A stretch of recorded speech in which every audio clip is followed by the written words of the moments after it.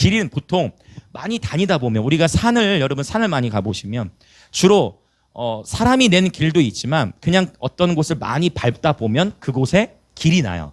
이런 표현은 이해되시죠? 이 길이라는 표현, 가인의 길과 발람의 길도 마찬가지예요.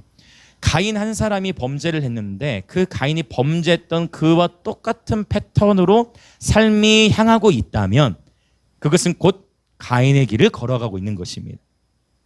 시편 1편에서 나타난 악인의 길과도 연결이 되어지죠. 시편 1편은 어떤 길을 대조해요? 악인의 길과 의인의 길을 대조하고 있죠. 맞죠? 의인의 길은 여호와의 율법을 즐거워하며 주야로 그 말씀을 묵상하는 자로다. 그가 의인의 길을 걸어가는 자예요. 그래서 저와 여러분이 지금 내가 하나님의 말씀을 즐거워하고 있다. 내가 지금 주여 하나님의 말씀을 묵상하고 되새기며 하나님의 말씀을 따라 살아가고 있다. 그러면 여러분은 의의 길을 걸어가고 계시다는 증거일 수 있어요.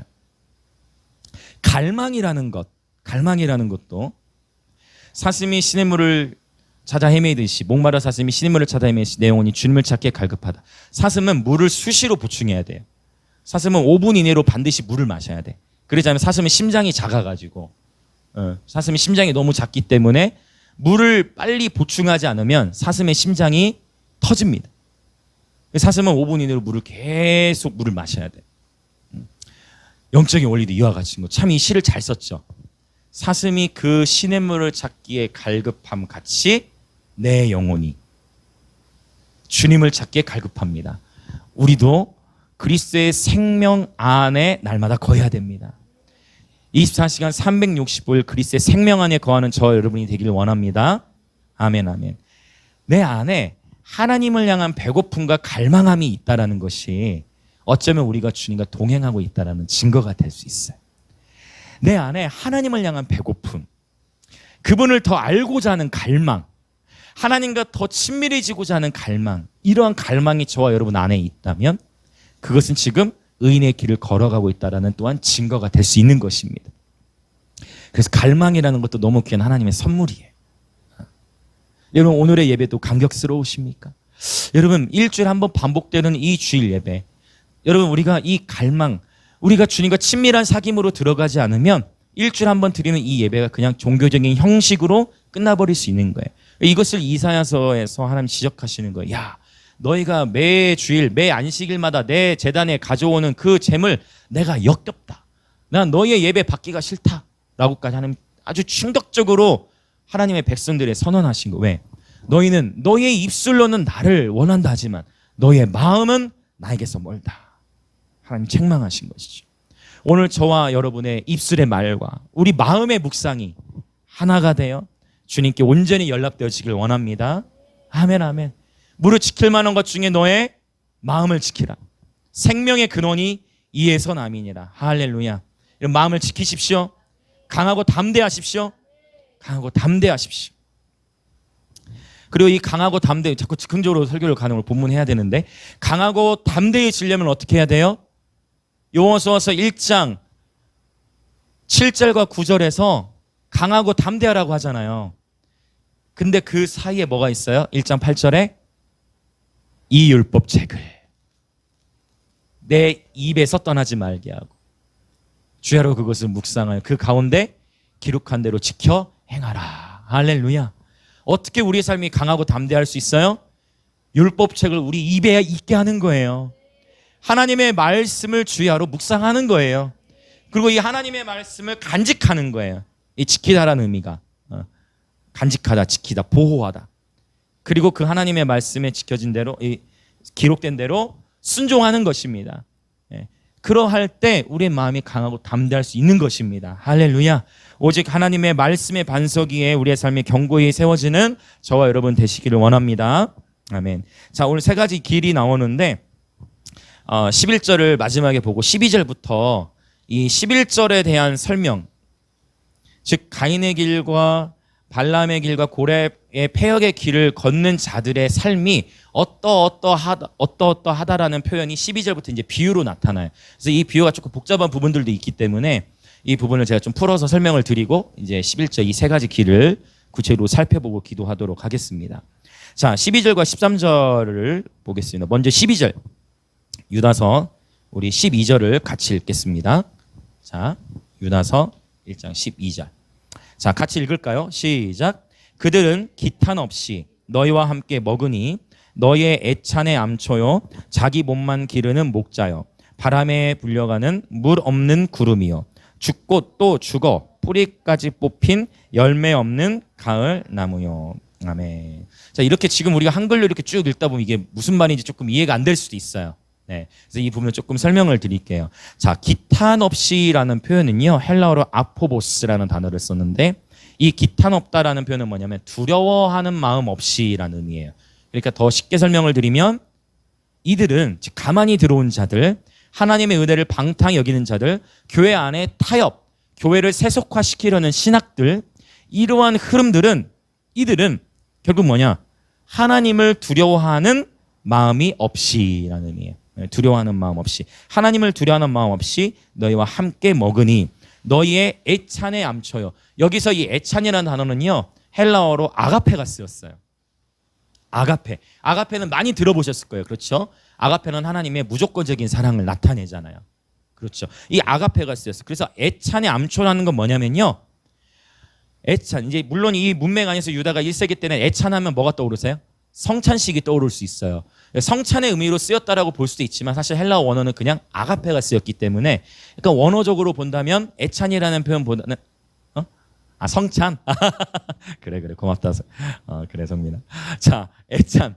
이 아가페라는 단어로 해서 본다면 결국 하나님의 무조건적인 사랑이 교회를 통해 흘러야 되는데 하나님의 무조건적인 아가페 사랑이 공동체에 흐르는 것을 방해한다는 거예요. 이렇게 이해되시죠? 암초와 같은 하나님의 사랑이 공동체는 흐르게 돼 있어요. 자연적으로. 교회가 머리신 예수 그리스도께 바르게 정렬되어져 있으면 그리스도의 몸 안에 하나님의 사랑이 흐르게 돼 있는데 하나님의 사랑이 공동체 안에 흐르는 것을 방해하는 바로 암초와 같은 그러한 신학, 암초와 같은 그러한 무리들, 암초와 같은 그런 어둠의 영들이 있다라는 것이 이해되시죠? 애찬의 암초요. 네. 자, 그 다음에 뭐예요? 자기 몸만 기르는 목자요. 네. 저에게도 해당이 되겠고 또 셀장님들에게도 해당이 될 수도 있겠지만 어쩌면 우리 모두가 다 해당이 될 수 있어요. 자기 몸만 기르는 목자라는 게 뭡니까? 목자는 원래 누굴 돌봐야 돼요? 양을 돌봐야 되잖아요. 양을 돌봐야 되는데 목자가 양을 돌보지 않고 자기만 배부르는, 자기만 배부르게 하는 그런 탐심. 어쩌면 이런 메시지는 오늘 우리 주의 종들에게 더욱 해당이 되어지는 정말 하나님의 말씀에 비비추어 봐야 하는 그런 말씀이라고 여겨집니다. 과연 진정 나는 양을 위해 살아가는 목자인가? 아니면 나 자신을 위해 나의 배를 불리게 나의 명예를 위해 살아가는 목자인가? 우리 늘 점검해야 된다는 것이죠. 자, 그 다음 비유가 나와요. 자, 바람에 불려가는 어떤 구름이에요? 네, 물이 없는 구름이래요. 바람에 불려가는 물 없는 구름. 자, 구름은 일단 구름이 여러분 일단 먹구름이 뜬다 하면 이제 뭐가 올 것 같아요? 비가 올 것 같잖아요. 그런데 구름이 진하게 떴을 때는 비가 올 것 같은데 물 없는 구름이다 했어요. 그렇죠? 바람에 불려가는 물 없는 구름이란 뭐냐면 구름은 비가 올 것 같은 희망을 주지만 비는 내리지 않고 그냥 떠나버리는 거예요. 그러니까 뭔가 소망이 있을 것 같았지만 뭔가 희망이 있을 것 같았는데 아무 열매 없이 그냥 지나가 버리는 그런 것을 말해요. 그래서 주님께서 마태복음에 보면 나무는 그 열매로 보알리라라고 말씀하셨죠. 열매. 자, 그래서 신앙생활 할 때 우리가 주님과의 관계 속에서 내가 주님과 잘 친밀한 교제 가운데 있는지 볼 수 있는 열쇠가 바로 열매이잖아요. 성령의 열매. 성령의 열매 중에는 뭐가 있습니까? 사랑과 희락과 화평과 오래 참음과 온유와 자비와 양선과 온유와 충성과 절제까지 나오죠. 마지막에 절제 열매까지 있어요. 이런 성령의 열매뿐만 아니라 수많은 열매들이 뭐 의의 열매, 나중에 또 열매에 대해서 한번 나눌 수 있는 시간이 있으면 나눌게요. 의의 열매, 거룩함에 이르는 열매, 화평케 하는 열매, 뭐 다른 또 열매들도 많이 언급되고 있어요. 자, 중요한 것은 이들이 열매 없는 자들이라는 거예요. 즉 풍성한 지식도 있어요. 이 이단 사상, 가만히 들어온 자들 중에 이단 사상들이 있었어요. 기억하세요? 예수 그리스도를 부인하는 자들. 감사합니다, 여러분. 네. 기억하세요, 여러분? 그 예수 그리스도를 부인하는 자들 중에 예수 그리스도의 성육신을 부인하는 것, 이단 사상, 오늘날 이거 굉장히 큰 이단 사상들, 그렇죠. 신천지뿐만 아니라 바로 이슬람이라든지 또 구원파적인 교리, 하나님의 은혜를 방탕한 것으로 여겨서 한 번 구원은 영원한 구원이기 때문에 구원을 받아서 어떠한 죄를 짓더라도 무조건 천국이 보장된다. 요거를 신학적으로 잘 정리를 하셔야 되는데, 구원파적인 교리는 오늘날 개신교 안에서도 이단으로 판명이 돼 있죠. 그렇죠. 한 번 구원받은 사람이 과연 절대 타락할 수 없는가. 네, 구원받은 사람이 하나님께서 구원받은 사람 끝까지 그 영혼을 인도하시지만 그럼에도 불구하고 우리가 의도적으로 하나님을 떠나가고 끊임없이 방탕한 가운데 죄와 타협하고 예수 그리스도를 저버릴 때에는 그 구원을 잃어버릴 수도 있다라는 거예요. 할렐루야. 네, 이것이 성경이 말하고 있는 것입니다. 이렇게 열매 없는 자들, 가만히 들어온 자들, 공동체를 파괴하는 자들, 무시무시한 것이죠. 자, 또 나와요. 비유가. 또 죽어 뿌리까지 뽑힌 열매 없는 가을 나무요라고 했어요. 여러분, 가을이 되면 많은 열매가 맺혀져야 되잖아요. 그치? 열매가 맺혀져야 되는데 나무가 죽어버렸어. 뿌리까지 뽑혀버렸어. 죽은 가을 나무라는 거예요. 이거 쉽게 이해가 되시죠? 자, 이제 13절도 읽어봅시다. 13절. 자, 13절 읽습니다. 시작. 자기 수치의 거품을 뿜는 바다의 거친 물결이요, 영원히 예비된 캄캄한 흑암으로 돌아갈 유리하는 별들이라. 아멘. 자, 자기 수치의 거품을 뿜는 바다의 거친 물결이라고 했어요. 여러분, 바닷가에 가보면, 해수욕장 같은 데 말고 바닷가에 가보면 물이 한번 쑥 밀려왔다가 쓸려져 다시 나갈 때, 밀려오고 나서 쓸려 나갈 때 물은 나가지만 해안가에 뭐가 남죠?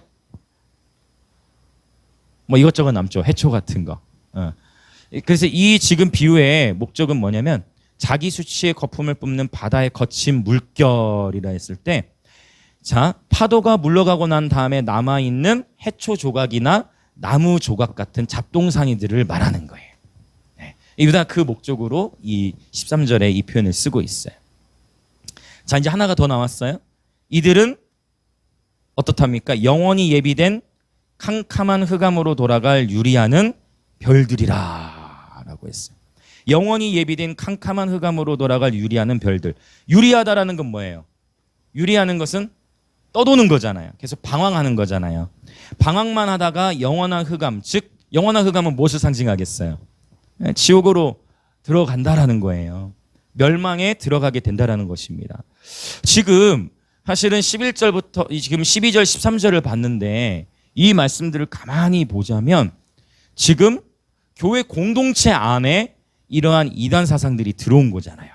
십자가의 도를 미혹하는 사상이 들어온 거예요. 그러면 이 얘기는 뭐냐면 교회라고 해서 무조건 다 구원이 보장되는 게 아니라는 거예요. 진짜 우리가 깨어나야 돼요, 여러분. 교회가, 잘 들으세요. 교회가 저와 여러분의 구원을 보장하는 게 아니에요. 이 건물 자체가, 이 장소 자체가 저와 여러분의 구원을 보장하는 게 아니고 저와 여러분이 깨어서 주님과 정말 친밀히 동행해야 돼요.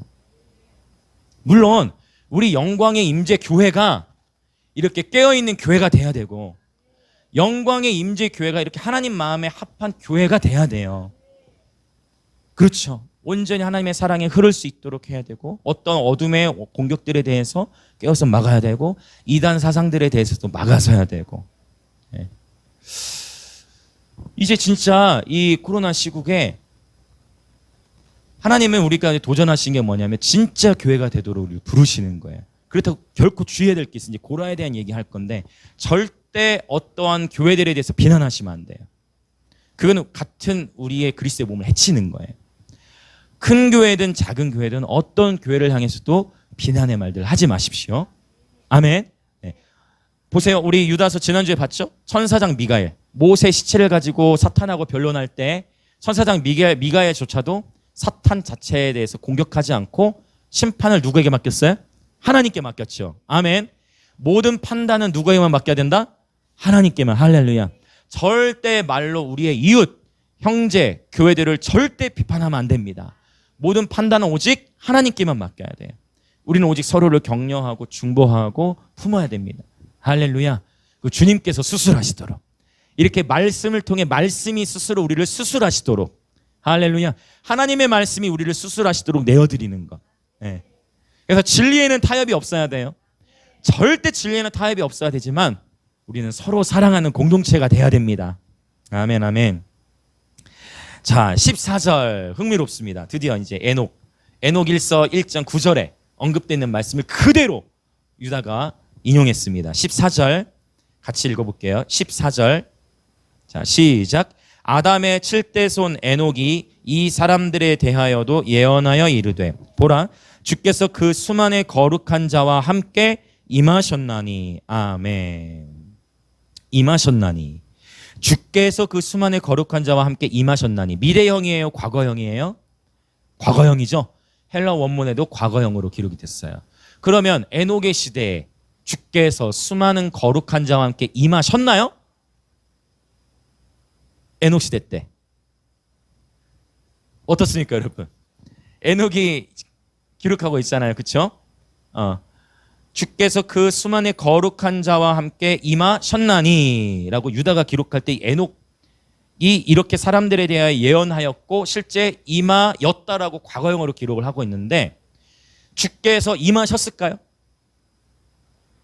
자, 주께서 임하셨다. 손 들어보세요. 주께서 임하셨다. 오케이. 자, 내리시고. 아니다. 그냥 이건 주께서 임하시진 않았다. 그냥 상징일 것이다. 네, 좋습니다. 자, 오케이. 주께서 임하셨다라고 일단 말씀 표현하고 있죠. 그러면 일단 전제를 어떻게 하는 게 좋냐면 임하셨다라고 전제를 하고 역사를 돌이켜보면 좋아요. 그러면 이 말씀을 보고서 주께서 임하셨다라고 했네? 하나님의 말씀은 1.1획도 틀린 것이 없다라고 했는데 무엇일까라고 하고 창세기를 살펴보면 자, 에녹이 무드셀라를 낳아요. 에녹이 하나님과 동행하기 시작한 때가 언제냐면 에녹이 바로 무드셀라를 낳은 후부터 하나님과 몇 년을 동행했을까요? 몇 년? 그게 오케이 300년이에요. 에녹이 누구를 낳고? 무드셀라를 낳고 그 전까지는 에녹이 하나님과 동행했다는 표현이 없는데 에녹이 무드셀라를 낳고 그때로부터 300년을 하나님과 동행하다가 언제 하나님께 이렇게 들림을 받았을까요? 365세 때. 그러니까 에녹이 자 그러면 에녹이 몇 살 때부터 하나님과 동행한 거예요? 와 집중력 좋네. 좋아요. 왜냐면 지금 순발력 보세요. 다 듣고 있다니 아이들도 그렇죠. 우와 좋아 다음스 초콜릿 좋아요. 다 듣고 있다니 너무 좋죠. 다음 세대를 다 들을 수 있습니다. 할렐루야. 기대됩니다. 우리 성민이 또 65세 때부터 하나님 동행을 시작했대. 자, 이 자리에 65세 이상 되시는 분들 정세구 원사님 안 계시죠 지금? 65세 이상 되시는 분들 여러분 65세부터 동행한 거예요. 그 이전에는 어떻게 사는지 알 수 없어요. 그런데 흥미로운 것은 무드셀라는 무트살라흐예요. 무트살라흐. 살라흐는 내보내다. 무트는 뭐냐면 죽음이란 뜻이에요. 죽음 또는 심판이라는 뜻이에요. 그래서 무트셀라 하면 죽음을 내보내다, 심판을 내보내다는 뜻이에요. 근데 신기한 일이 일어나요. 무드셀라가 죽을 때 어떤 한 일이 일어나요. 어떤 일이 일어났을까요? 무드셀라 죽을 때 노아의 홍수가 터져요. 정확하게 무드셀라 죽는 그 해 노아가 몇 세 되던 해? 600세 되던 해. 여러분 이거 연대를 추적해보면 정확하게 일치돼요. 무드셀라가 죽던 해에 노아의 홍수가 일어나게 됐다는 거예요. 하나님께서 에녹에게 말씀을 주셨던 거예요. 무드셀라 이름을 통해. 그 에녹이 그때로부터 동행을 했어요. 그러면 보세요. 우리 신앙생활도 똑같아요. 여러분 사람이 처음부터 이 자리에는 그런 분이 계신지 모르겠는데 내가 예수를 믿기 시작할 때부터 나 예수님 너무 사랑해서 예수님 너무 아름다워서 근데 예수님이 너무 좋아가지고 내가 예수님 믿기 시작한 분 계세요? 그런 분 있으면 발을 천장에 대보세요. 그러면 없죠. 처음에는 대부분 여러분 어떻게 예수님 처음 믿게 됐어요? 부모님이 믿었으니까 믿게 된 경우도 있지만 그 외 어른들 어떻게 처음 예수님 믿게 됐어요? 여러분 처음 누군가를 통해서 복음을 들었겠지만 내가 막 예수를 막 사랑해가지고 믿었나요? 그거 아니라는 거예요. 처음에 뭐를 알게 돼요? 천국과 뭐가 있어요? 지옥이 있는 거야. 맞잖아요. 천국. 어제 지은이 쌤이 2명 아이 예수님 영접시켰거든요. 전 너무 감사해요. 할렐루야. 근데 신기하게 어른들은 쉽게 영접을 못해. 그만큼 강팍해져 있고 그만큼 믿질 않아. 코로나가 이렇게 창궐을 해도 쉽게 믿질 않아. 아이들이 더 빨라. 그래서 주일학교와 다음 세대 교육이 중요해. 오늘 주일학교 달란트 시장했는데 너무 마음이 행복해. 옥존 사님과 문지 사님 너무 애쓰셨을 것 같아. 잠깐 삼천포 한번 갑시다. 우리 옥존 사님과 문지 사님 향해 박수 한번. 너무 수고 많으셔. 오늘 사랑과 수고의 박수 한번. 네. 아, 달란트 시장 너무 좋아. 학생부도 껴주셔서 더 감사했어요. 우리 애들 껴줘가지고.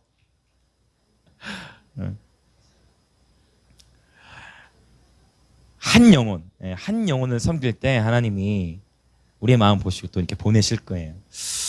그래서 다음 세대 교육이 중요한 거예요. 쉽지 않아. 근데 그 공원에서 만난 아이들도 주여기와 로이, 이름도 예언적이야. 로이, 여호와 로이. 로이라는 건 사실 히브리어로 여호와 나의 목자인데 부모님이 그거 모르고 지었겠지. 그냥 로이가 이쁘니까 그냥 지었겠지만, 예.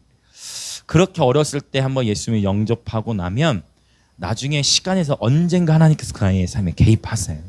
그래서 제가 거리에서 예배 마치 기도를 심었는데, 예.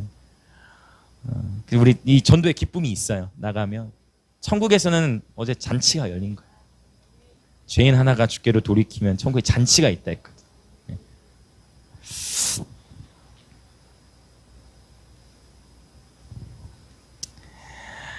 무투살락. 처음에는 에녹도 심판이 무서웠어요. 처음에는 그렇게 시작하는 거예요. 처음에는 지옥 가기 싫어서 예수 믿기 시작해. 그런데 에녹이 이제 바뀌어져 가는 거예요.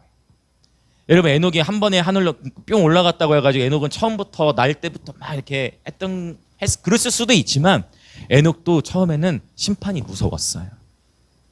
그러면서 주님을 가까이 하면서 주님이 좋아진 거야. 욥도 마찬가지. 욥이 처음에 제사를 지냈던 동기가 뭐였어요? 자기 자식들이 행여나 하나님 앞에 범죄했을까 봐, 자식들이 하나님 앞에 범죄해가지고 심판받을까 봐 그거 무서워서 하나님께 날마다 제사 지냈잖아요. 성경에 욥기에 서조에 나오잖아요. 처음에는 욥도 어떻게 하나님을 예배했어요? 하나님이 심판주 무서우니까 예배 드렸던 거예요. 근데 욥이 고난을 통과해. 이해할 수 없는 고난을 통과하고 때로는 친구들로부터 조롱도 받고 비난도 받고 그런 여정을 통과하고 나중에 하나님이 방문하셔서 하나님이 얼마나 크신지, 하나님이 얼마나 위대하신지를 보여주시잖아요. 그때 욥이 뭐예요? 주여, 내가 회개합니다. 주님 이렇게 크신 분이었군요. 주님 이렇게 위대하신 분이었군요. 내가 생각이 짧았습니다. 욥이 회개하고 그때부터 욥이 이제 어떻게 된 거예요? 이제는 하나님이 너무 위대하고 하나님 너무 광대하시니까 그분을 예배하게 된 거예요. 그러니까 이런 전환이 있어요. 그래서 교회는 어때야 되냐면 기다려줘야 돼요. 지체들. 우리 안에 지체들이 예수 그리스도를 만날 때까지 기다리고 사랑을 줘야 돼. 진리에는 타협하지 않되 끊임없이 다음 세대를 기다려줘야 돼. 그랬더니 교회 안에 막 설교자가 나오잖아요. 설교자. 네? 철진이처럼. 저보다 더 낫더라고. 거리에서 그 딱 설교하는. 네. 예수 믿으세요. 딱 하는데 말씀 그 의원, 그쵸? 의사 얘기하면서 병든 자에게라야 의원이 쓸 때 있다 하면서 너무 감동이면 눈물이 나더라고. 너무 기쁘더라고. 매주 했으면 좋겠어. 또 오늘 예배가 더 편해. 수월해. 왜? 엔지니어가 딱 와 앉아져 있어요. 자기 자리 지키고 있어야지. 엔지니어가. 여러분, 하나님께서 행하시는 거예요. 하나님께서 이 세대를 그냥 우리는 사랑 안에 거하면 돼요. 애찬, 아가페. 하나님께서 우리를 그렇게 용납해 주시고 기다려 주신 것처럼, 나를 그렇게 용납하고 기다려 주신 것처럼 우리 아이들에게 그 사랑을 주면 그 사랑으로 말미암아 세워집니다. 그 하나님의 사랑이 우리를 일으키는 거예요. 그 사랑이 막 부어지면 이 자원함이 일어나요. 지난주에 시편 51편 우리 나눴었죠? 중간에 기도 회개대 나누면서 회개가 터지니까 즐거워지니까 어때요? 자원하는 심령이 일어나. 자원하는 심령이 일어나니까 전도가 되어지니까 이전에는 상한 심령으로만 늘 제사가 반복됐는데 이제 어떻게? 온전한 예배자로 되어진다. 이 시편 51편 통해 우리가 봤잖아요. 맞죠? 기다리는. 에녹도 그런 여정이 있었고 욥도 그렇게 여정이 시작되었어요. 그래서 이러한 심판에 대한 메시지도 교회들 안에 필요합니다. 네.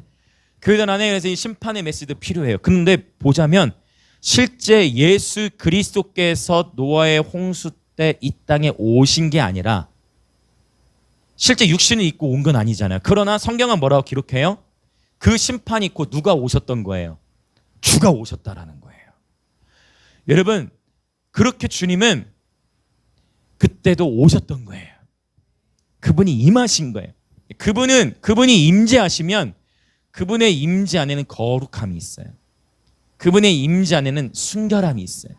그래서 어떨 때는 그분이 강하게 임재하시면 우리 안에 어떤 어둠들이 드러날 때가 있어요. 이런 영적인 원리들이 이해되시길 축복합니다. 성령께서 강하게 임하실 때 우리 안에 수많은 반응들이 나타날 수가 있어요.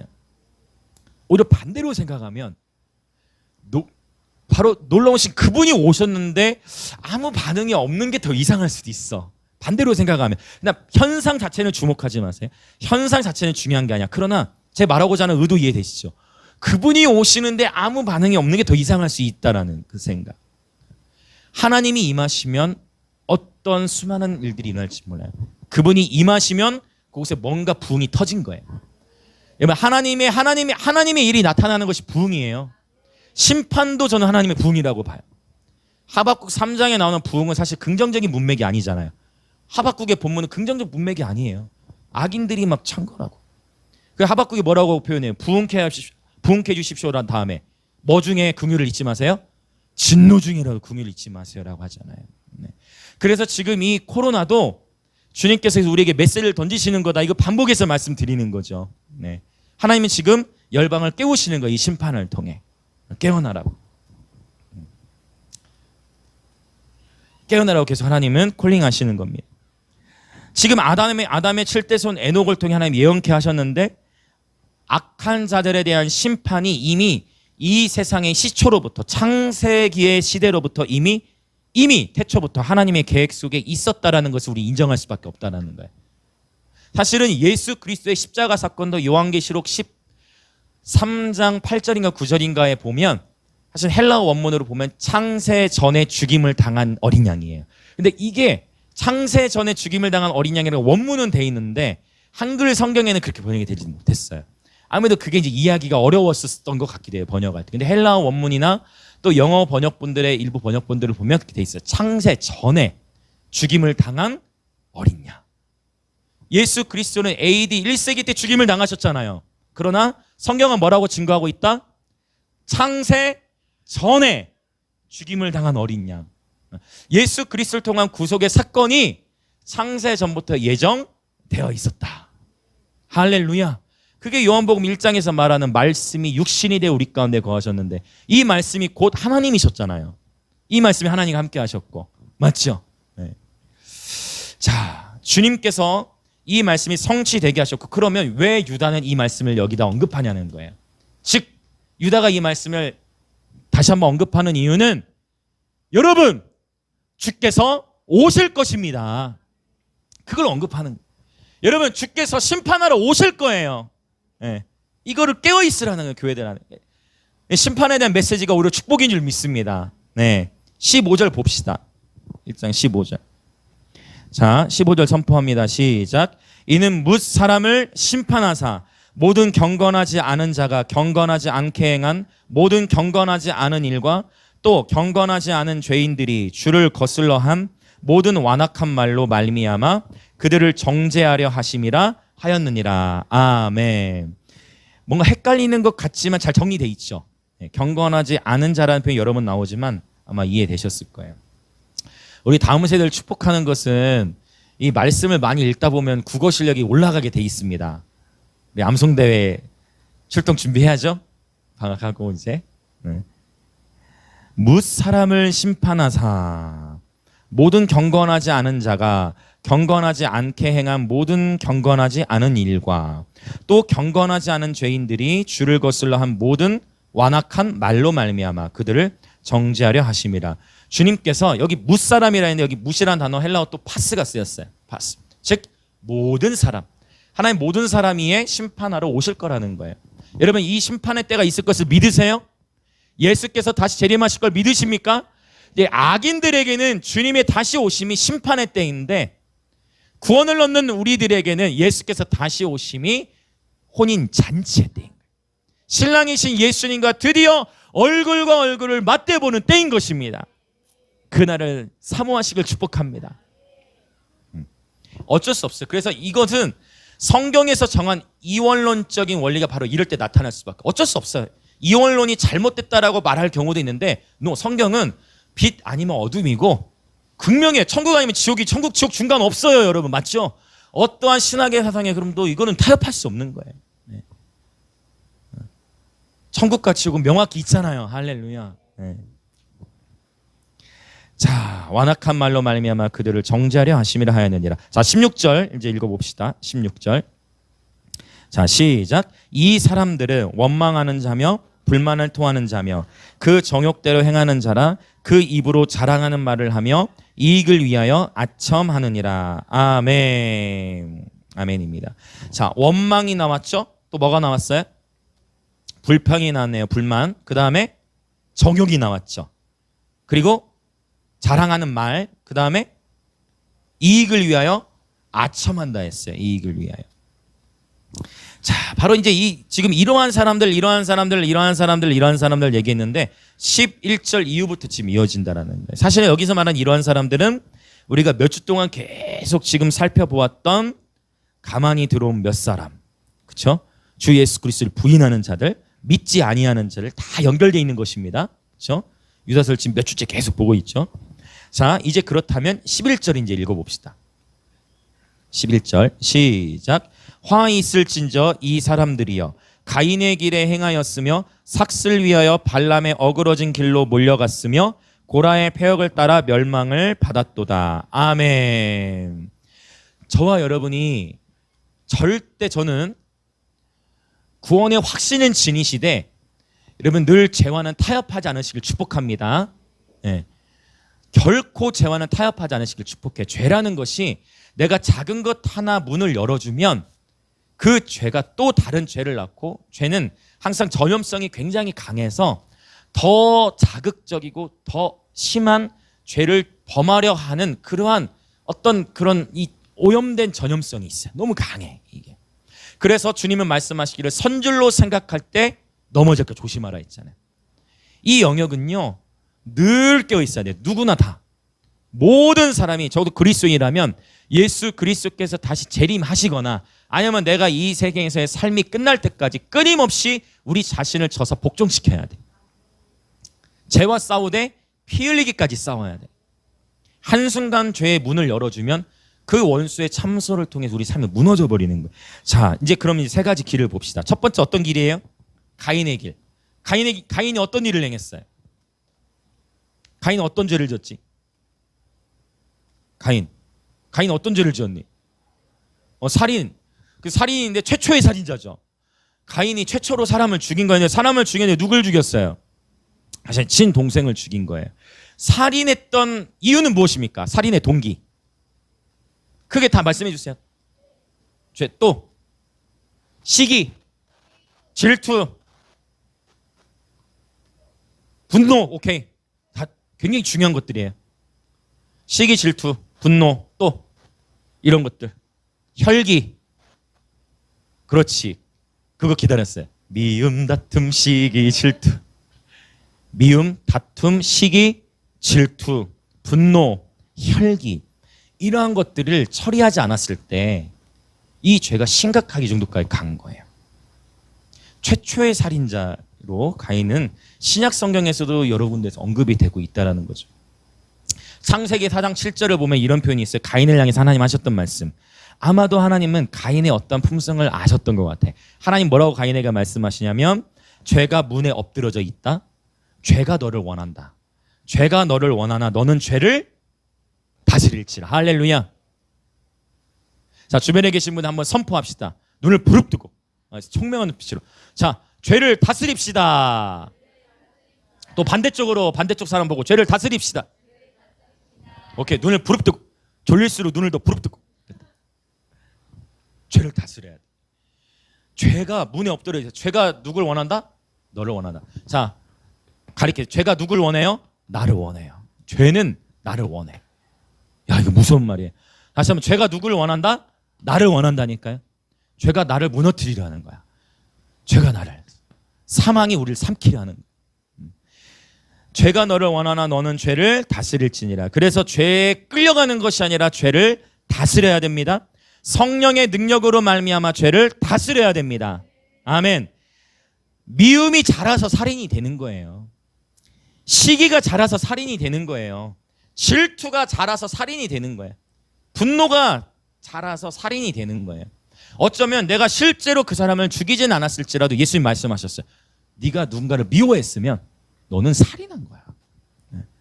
우리 안에 가인의 길로 가려고 하는 이 죄의 습성이 있어. 절대 여러분 가인의 길을 예수님의 이름으로 대적할지어다. 모든 미움과 다툼과 시기와 질투, 분노, 혈기를 대적할지어다. 여러분들 깨어 계시길 축복합니다. 조그만 미움도 용납하지 마세요. 내가 하루 일과 중에 제가 늘 영적 전쟁 강의할 때 많이 나눴죠. 내 안에 누군가를 향한 미움이 있어, 쓴마음이 있어. 그러면 반드시 자기 전에 뭐 해라. 반드시 자기 전에 기도해야 돼. 반드시 자기 전에 그 사람 축복해야 돼요. 그렇지 않으면 자고 있을 때 내 무의식 속에 쓴뿌리로 자리 잡는 거야, 그 미움이. 그러면 처음에는 그냥 한번 축복하고 회개하면 될 것을 그거 회개를 하지 않아가지고 방치했다가 5년, 10년, 15년, 20년 묵은 미움은 하루아침에 해결되지가 않아. 이미 용서를 해도 그 마음이 그 생각이 떠나가지가 않는 거예요. 그래서 날마다 회개하는 게 축복입니다. 여러분 오늘 한번 기도할 때 이제 말씀 나눠 기도할 때 내 마음에서 아직 용납하지 못한 사람이 없는지 한번 돌이켜보시고 빨리 한번 풀어주세요. 네. 더 용서를 선포하세요. 할렐루야. 축복을 선포하십시오. 미움, 다툼, 시기, 질투 버리고 우리 서로 주 안에서 사랑하도록 우린 부름을 받았습니다. 이 가인의 길을 경계해야 돼. 절대 가인의 길로 가려 하면 안 돼. 자, 두 번째 어떤 길이에요? 발람의 길이죠. 발람의 길은 하나 특징이 하나 붙었네요. 어떤 길이래요? 발람의 길은 어그러진 길이라고 표현했네. 어그러졌대. 어그러졌다라는 건 뭐냐면 처음에는 뭔가 잘 갔던 것 같아. 그렇게 볼 수도 있어요. 그런데 뭔가 틀어진 거야 중간에. 어그러졌다. 그렇죠? 어그러졌던. 가인 같은 경우는 미움 다툼 시기를 처음부터 키워왔던 것 같고요. 발람 같은 경우는 처음에는 잘 간 것 같은데 이게 틀어진 거야. 뭐 때문에 틀어졌을까요? 발람의 마음이 뭐 때문에 틀어졌어요?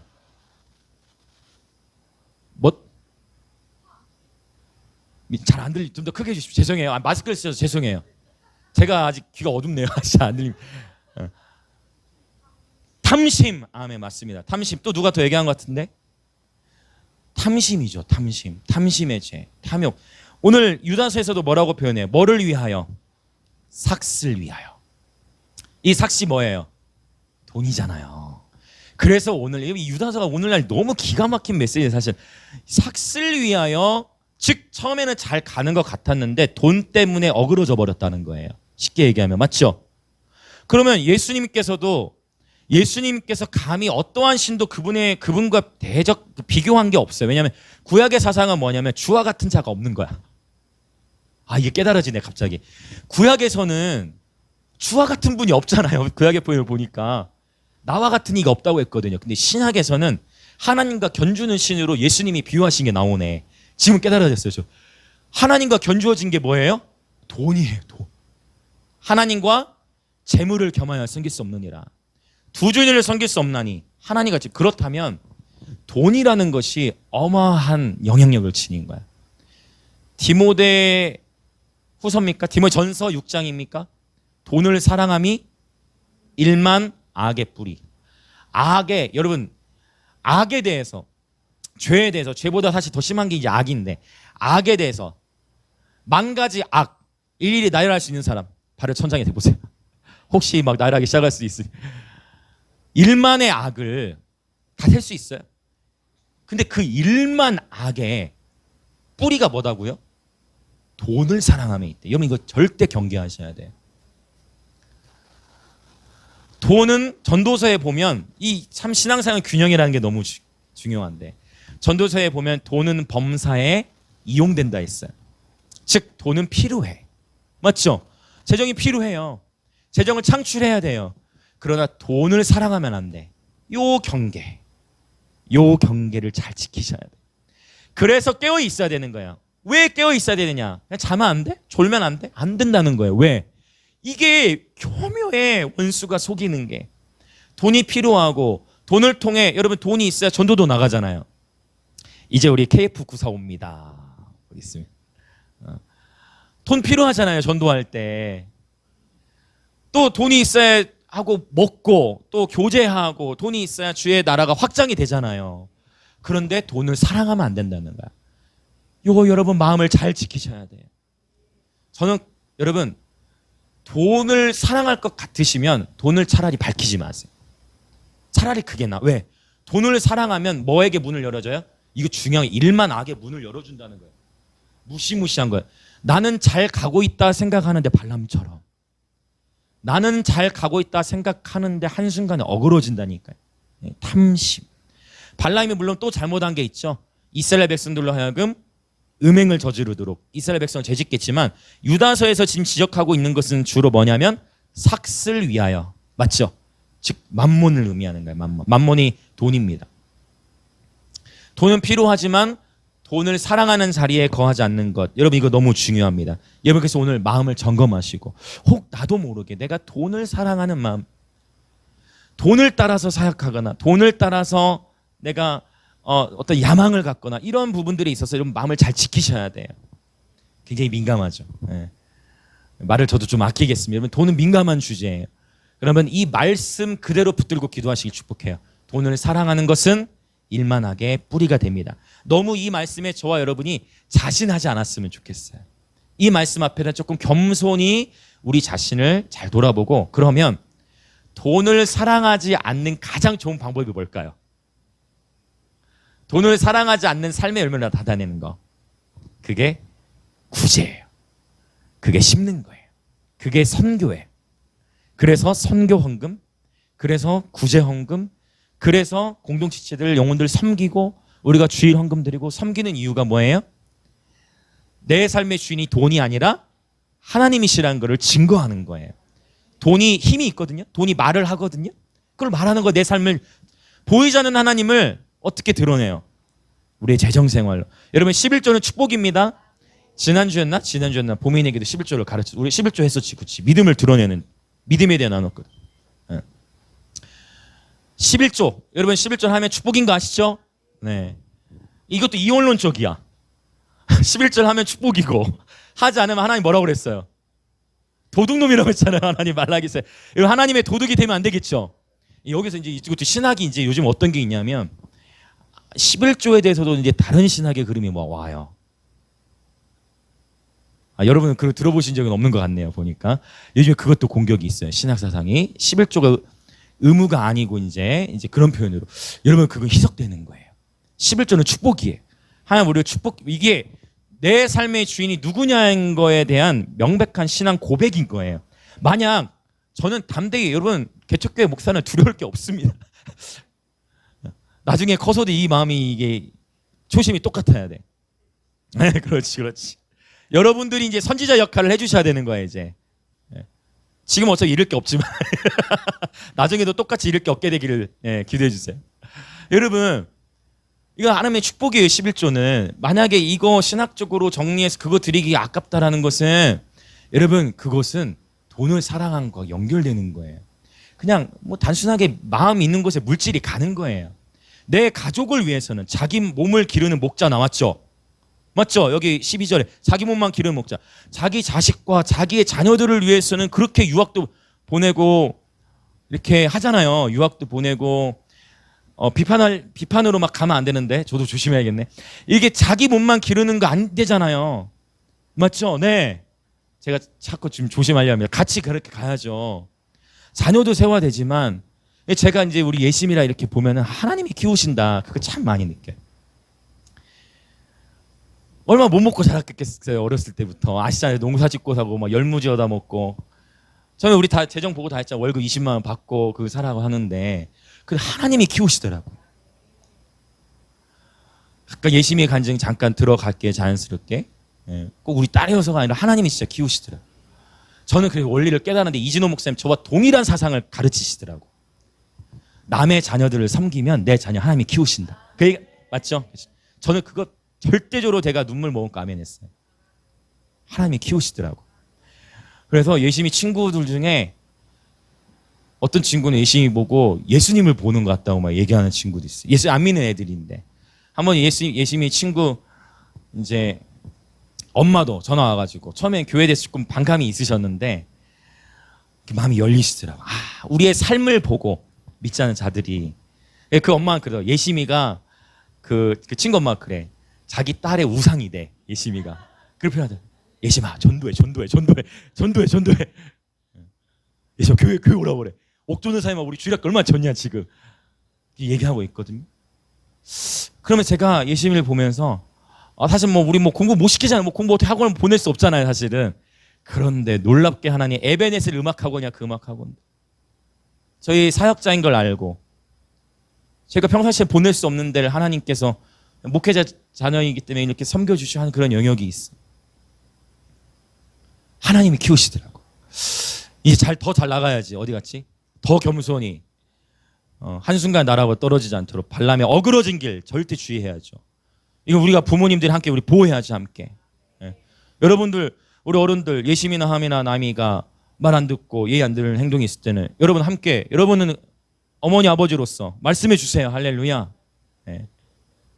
우리의 자녀들 함께 키우는 거죠. 여러분 만몬이 내 삶의 주인이라 주님이 나의 주인이시라는 것을 증명할 수 있는 열쇠 가장 기초적인 것은 11조와 헌금 생활이에요. 그래서 어렸을 때 우리 아이들도 대견한 것은 11조 생활 다 하더라고. 100원이라도 해야 돼. 내게 용돈이 1000원이 생기면 100원이라도 드리세요. 100원 이나도 아니야. 그 아이들에게 1000원은 크지. 그 100원부터 11조 생활하세요. 그리고 하나님이 어떻게 여러분의 복을 주는지 하나님 보세요. 이거부터 훈련이 돼야 여러분에게 하나님이 1억을 맡기실 때 1000만 원 드릴 수 있는 거야. 기쁨으로. 요즘에 제 재정에 대한 간증들 여기서 듣고 있는데 저는 명백히 알아요. 내가 하나님 앞에 우리 교회가 더 준비되고 하나님 앞에 바로 서면 하나님은 분명히 때에 맞게 부어주세요. 지금도 얼마나 감사한지 몰라. 이 개척교회 빚이 없다니. 이건 빚이 없어요. 우리 교회. 이 기적이에요. 여러분. 안 굶잖아요. 오히려 살이 쪄가지고 문제지. 기적이에요. 여러분. 그렇다고 미래가 보장되어 있는 건 아니지만 오늘의 하루도 기적을 우리는 경험하고 있는 거예요. 놀라운 시즌을 통과하고 있어요. 여러분 우리 하나님 앞에 바로 섭시다. 깨어 있읍시다. 돈 그까짓 거 여러분 하나님께 섬기세요. 영혼들 섬기세요. 여러분 철진히 섬기십시오. 여러분 다음 세대를 먹이십시오. 거리 예배팀에도 쏘세요. 애들 막 몇십 명씩 먹이잖아요. 쏘세요. 네. 고아와 과부를 섬기세요. 약한 자들을 섬기세요. 내가 저 사람 섬기면 저 사람으로부터 뭐 받겠지 생각하지 마세요. 그것과 관계없이 영혼들을 섬기고 먹이세요. 여러분 기름 부으면 흐른다고 기가 막혀. 성령님은 동일하게 운행하시는데 어제 예준이가 나임이 데리고 가서 아이스크림 사주더라고. 아이들은 다 보고 자라요. 다 보고 자라. 아이들에게 지시하기 전에 우리가 먼저 삶으로 살아내고 눈물로 이 세대들을 기도하고. 지난주에 기억하시죠? 보여주는 것만 가지고는 이제 안 된다. 보여주면 그러면 혼자만 하게 될 수 있다. 그러나 보여주면서 기도도 심어야 된다. 눈물로 간절히. 반드시 선을 행하되 낙심하지 아니하면 때가 이르면 거둡니다. 아멘. 제임스도 여러분 먹이세요. 여러분 다 거둬요. 여러분 심은 게 있어야 거둘 때가 있는 거예요. 여러분이 심잖아요. 그러면 예기치 못한 때에 거둬요. 심지어 여러분 지난주였나 지난주였나 보민이 아빠가 쌀 또 주셨어. 보민이 아버지가 간증이죠. 다 보민이 아버지가 교회에 나누는 거예요. 의리의 아버님이시죠. 여러분 이것이 교회예요. 이것이 주 안의 행복이에요. 발람의 어그러진 길 만몬. 사실 제가 이거 11조에도 하려고 했던 게 아니에요. 전혀. 주님께서 지금 말씀을 주신 거예요. 11조는 축복입니다. 혹시 오늘부터 믿음의 결단이 필요한 분들 계시면 여러분 이것을 기쁨으로 드릴 때 여러분의 신은 주님이신 거예요. 아까우면 아직 내 신은 돈인 거야. 이건 오늘 철저히 오늘 여러분 이걸 결단하는 분들에게 놀라운 재정의 돌파가 있을 것을 있으면 선포합니다. 새로운 돌파와 간증을 주실 거예요. 새롭게 시작하세요. 그냥 단순히 하나님 말씀에 순종하면 역사가 일어납니다. 아멘. 자, 세 번째 고라의 패역 나누고 이제 기도하겠습니다. 고라의 죄는 민수기 16장에 언급돼 있어요. 고라가 이름이 좀 별로 마음에 안 들죠. 고라 뭔가 이렇게 고라요. 고라는 아론의 자손들과 레위 족속이 그 백성의 제사장으로 정해졌을 때 모세를 이제 거슬러서 왜 저 사람들만 그 직분을 받아야 되냐라는 생각을 한 거예요. 그러면서 말로든지 그러면서 모세를 거슬러서 반역을 했는데 자기 혼자만 반역한 게 아니고 사람을 동원했어요. 옆에 사람들을 동원한 거예요. 여러분 이게 뭐냐면 당 짓는 거예요. 이게 당 짓는 것을 경계해야 돼. 요한계시록도 마찬가지 당 짓는 거. 그래서 교회도 한 흐름으로 가는 거야. 예수 그리스도를 머리로 하는. 당 짓는 것은 절대 하나님께서 기뻐하지 않으시는데 이 고라가 당을 지어버린 거야. 권위에 순종하지 않을 뿐더러 모세 권위에 도전해가지고 약 250여 명에 되는 리더십들을 완전히 이렇게 꿰인 거예요. 여러분 리더십 250명을 빼었다는 것은 굉장히 큰 반역이에요. 왜냐하면 마치 그러니까 제가 여러분 우리나라도 탄핵이 안 일어났어야 되는데 탄핵 한 번 일어나가지고 그 이후에 얼마나 지금 막 서로를 물어뜯으면 이거 계속될 거예요. 서로 공격하고 막 서로 끌어내려고 이런 싸움이 너무 치열하다. 맞아, 좌우가 너무 나눠졌죠. 탄핵 한 번 일어나 버렸더니 근데 탄핵이 어떻게 일어났어요? 내부 분열에서부터 터져버린 거잖아요. 원래 진영은 정치는 좌우가 대립하는 그건 자연스러운 건데 내부에서 일어나 버리니까 그거를 감당하지 이때다 싶어가지고 딱 들어오면서 일어난 그러니까 탄핵의 찬반을 논하려고 하는 게 아니에요. 지금 탄핵의 찬반을 얘기하려는 게 아니고 그 내부에서부터 일어난 어떤 사건은 공동체에 굉장히 큰 위협이 되는 거예요. 그러니까 지금 유다서를 보면 외부로부터 공격도 있고 내부 안에서도 깨어 있어야 되는 거야. 그렇죠. 이게 다 필요한 거예요. 유다서 너무 귀한 말씀인 것 같아요. 자, 이 고라 250명이나 되는 리더십을 꿰으니 굉장히 모세의 심각한 리더십의 위기에 그때 모세는 뭐 했냐면요. 엎드렸어요. 바로 그냥 기도한 거야. 그러니까 저와 여러분의 삶에서도 뭔가 위기가 왔다면 바로 우리 무릎 꿇어야 돼요. 뭔가 지금 내가 감당할 수 없는 위기가 왔다. 바로 무릎 꿇으시길 축복합니다. 바로 엎드려야 돼요. 하나님 앞에 기도하십시오. 하나님께 기도함으로 돌파하며 나아가십시오. 아멘 할렐루야. 제임스 이거 내가 말이 빨라가지고 다 이해되나 모르겠네. 제임스 다 이해되나? 괜찮아요?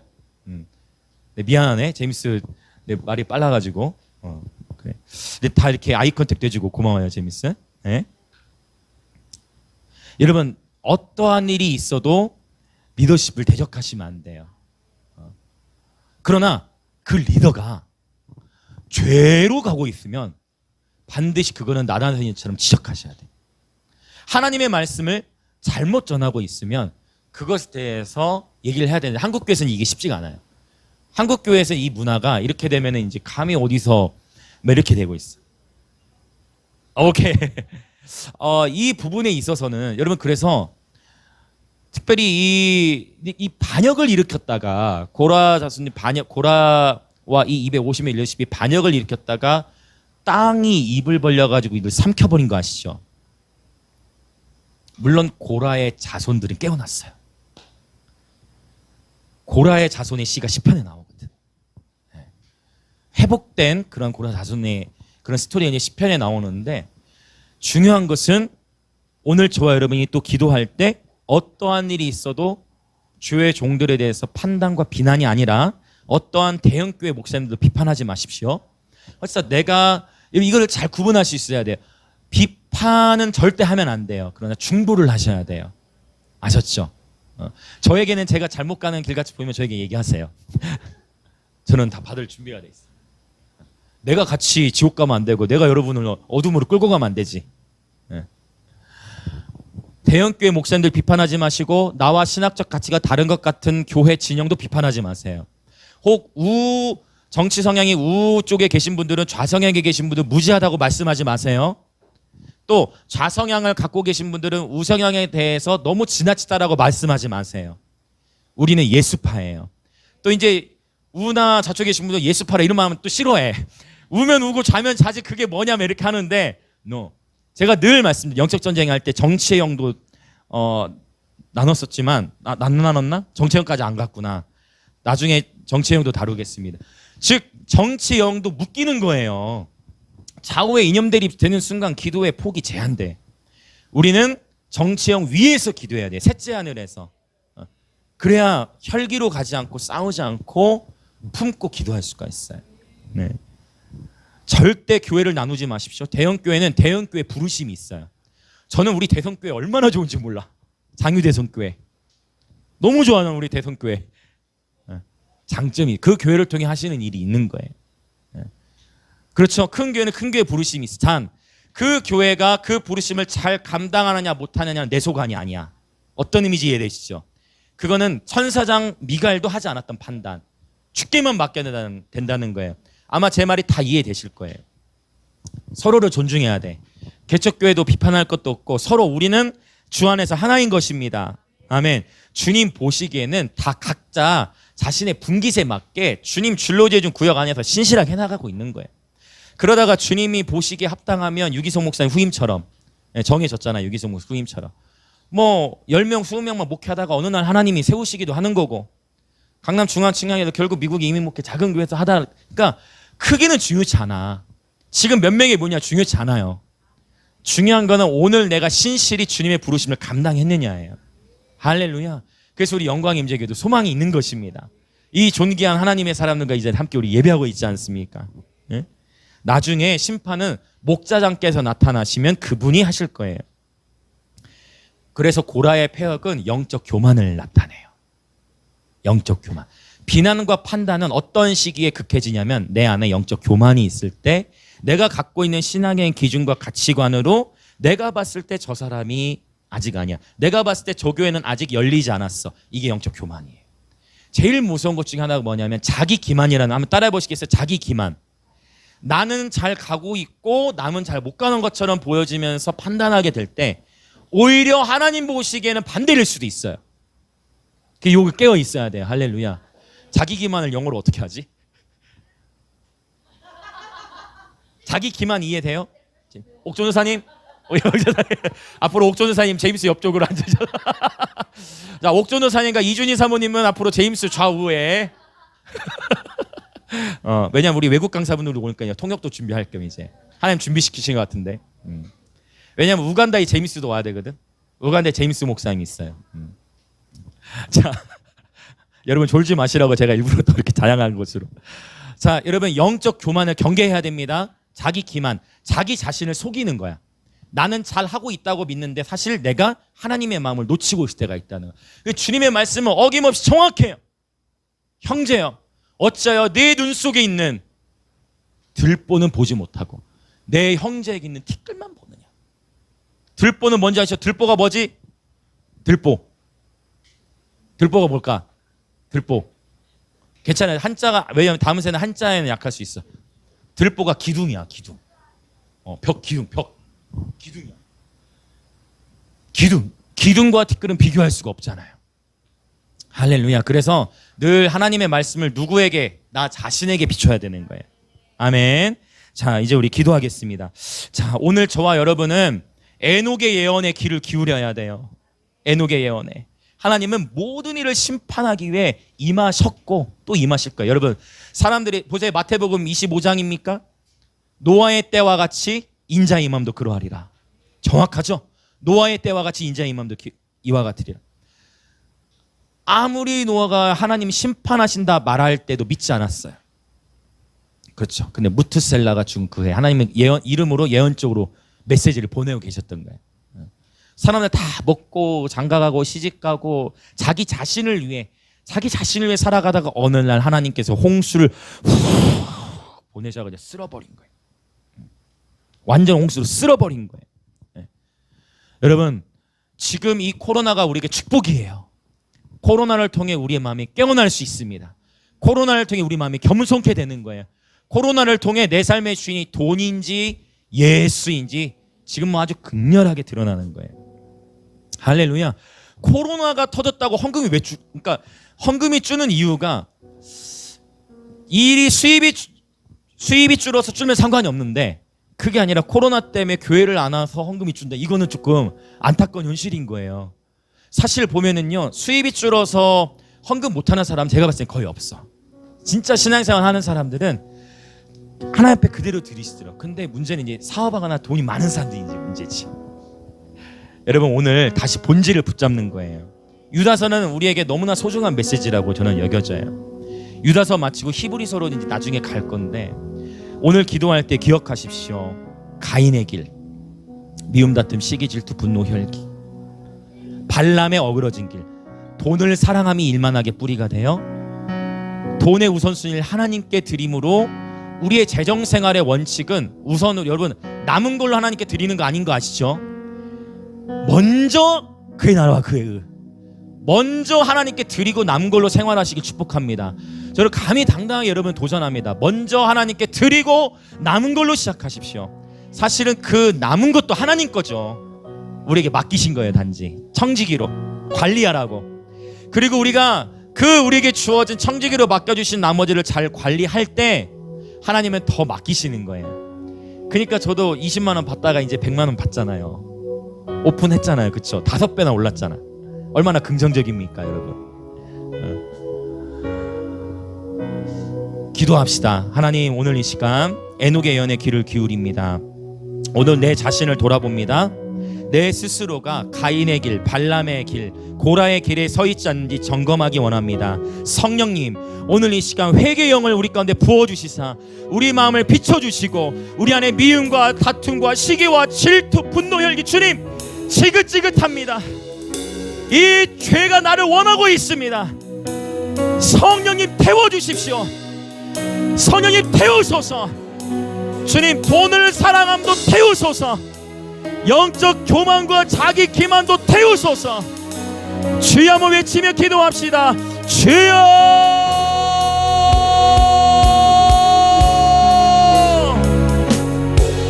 간절히 부르짖으며 기도합시다.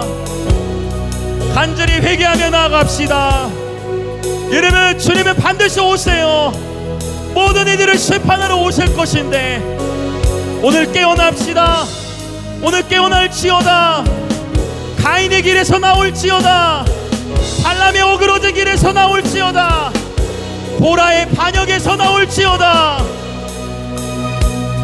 가인의 길에서 나올지어다. 발람의 어그러진 길에서 나올지어다. 보라의 패역에서 나올지어다. 할렐루야, 할렐루야. 오 주님, 이 시간 빛을 비춰주셔서 우리 안에 모든 미움과 다툼과 우리 안에 모든 시기와 질투, 분노와 혈기의 마음, 성령님 회개합니다. 용서하여 주시옵소서. 미움이 살인이에요. 질투가 살인이에요. 시기가 살인이에요. 회개하며 나아갑시다. 또한 발람의 어그러진 길도 회개합니다. 돈을 사랑함이 일만하게 문을 열어요. 돈을 사랑함이 일만하게 문을 엽니다. 돈을 사랑함이 일만하게 문을 열어요. 주님께 우선적으로 먼저 그 나라와 그의 의를 구하십시다. 고아와 과부를 돌보십시오. 하나님의 나라에 심으십시오. 좋은 밭에 심으십시오. 영혼들을 섬기십시오. 돈이 말합니다. 우리의 주인은 예수 그리스도이십니다. 할렐루야, 할렐루야, 할렐루야. 심으면 거둡니다. 심으면 거둡니다.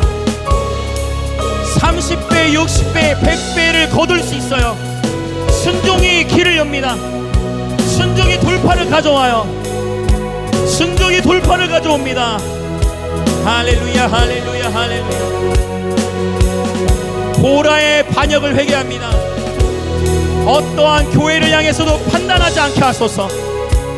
또 어떠한 교회를 향해 내가 비난했던 모습을 주님 용서해 주십시오. 주의 몸 내 교회들을 향해 비난했던 나의 모습을 용서해 주십시오. 할렐루야, 할렐루야. 우리 안에 영적 교만과 자기 기만의 모습을 회개합니다. 주님 용서해 주십시오. 빛을 비춰 주십시오. 할렐루야. 주님 용서해 주십시오. 할렐루야.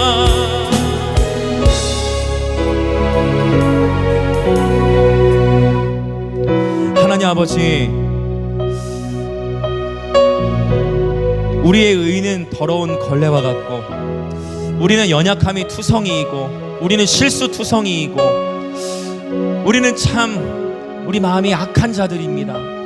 그러나 우리 주 예수 그리스도로 말미암아 우리가 의롭다 칭함을 받게 되었으며, 오늘 또 우리 주 하나님을 아버지라 부를 수 있으며, 오 예수 그리스도와 성령님을 힘입어 언제든 은혜의 보좌 앞에 설 수 있게 하시니 감사합니다. 오늘 이 시간 내가 가인의 길을 쫓았던 과거의 삶을 회개합니다. 미움과 다툼과 시기와 질투와 분노와 혈기의 죄가 나를 원하나 나는 그것들을 예수 그리스도의 십자가에 못 박습니다. 고라의 길, 고라의 반역 회개합니다. 어떠한 교회들을 향해서도 판단하지 않게 하시고, 모든 심판과 판단은 하나님께만 맡기고, 우리에게 줄로 재어준 구역 안에서 부르심의 사명을 감당케 하여 주옵소서. 발람의 어그러진 길로 쫓았던 것을 회개합니다. 그렇지 않다 하였지만, 나는 자신하였지만 나를 위해서만 배불렀던 돈을 사랑하는 일만악의 모습, 돈을 사랑함으로 일만 악에게 문을 열어주었던 나의 모습을 회개합니다. 나의 자녀만 귀한 것이 아니라 나의 지체들의 자녀가 귀하다라는 것, 고아와 과부를 돌아볼 수 있는, 오 주님, 그래요 나의 삶의 참 주인이 오직 하나님이신만을 고백합니다. 그러할 때 주님 더하시는 역사를 보게 하소서. 먼저 그 나라와 그 일을 구하고 심을 때 30배, 60배, 100배 거두는 것을 경험할지어다. 그래야 열방 가운데 간증할지어다. 예수 이름만 높임을 받으시옵소서. 오늘 또 주 앞에 예물을 드린 모든 그리스도 몸의 지체들 가운데에 하늘의 신령한 복과 땅의 기름진 복을 더하여 주시고, 주의 몸된 교회는 대한민국과 열방을 섬기기에 충분하도록 더 많은 구제와 더 많은 선교와 더 많은 섬김으로 나아갈 수 있도록 재정을 풀어주시고, 오직 주님의 때와 계절을 신뢰하오니 주님 이 예물을 기뻐 받아 주옵소서. 지금은 우리 주 예수 그리스도의 은혜와 하나님 아버지의 놀라우신 사랑과 성령 하나님의 감동 교통하심이 오늘 가인의 길과 발람의 어그러진 길과 고라의 패역을 거절하고 다시금 정직한 심령으로 회개하며 오직 의인의 길, 말씀의 길, 신부의 길, 좁은 길로 가기로 결단하는 영광임재교회 모든 성도들과 오늘 이 예배에 참석하고 있는, 또한 영상으로 함께 예배하는 모든 그리스도의 몸의 지체분들 가운데에 지금으로부터 영원토록 함께 있을지어다.